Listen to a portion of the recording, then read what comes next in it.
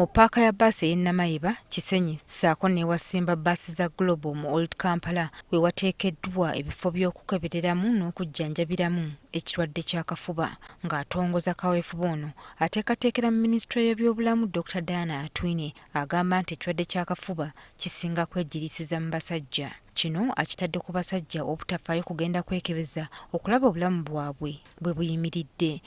Ali ku lusege alaji amanyi kumakya mbeera n'ekizibu kino ekyo anti abasajja balina okunoonya reason lwaki balina obuntuntu.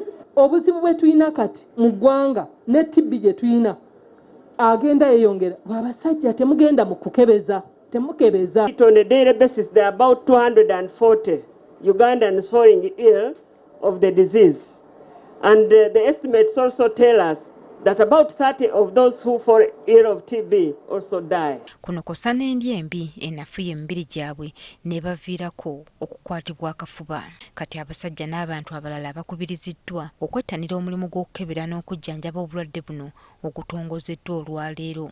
Togamba eriyenze sibikkiriza nze omuntu atambula nga sirina kyempulira ate kaakati baabano anti batandise kaakati luli baali batusibako bya covid kaakati batandise era banoonya byakuliira ku ssente kati ate bagamba nti ate kati TB ate kati TB nedda. Eddagala gavumenti eritaddewo lya bwereere tujja kuba tukuyamba okulaba ng'olifuna ku bwereere era na zino services ze tuli mu bujjanjabi bwe tubawa nabo bwa bwereere. Okukebera abantu ekirwadde kino n'okujjanjabira ku bwereere y'omu ku kaweefube wa gavumenti okulaba ng'ekituula ku nfeete. Joyce Nakato, NTV, Akawungeezi.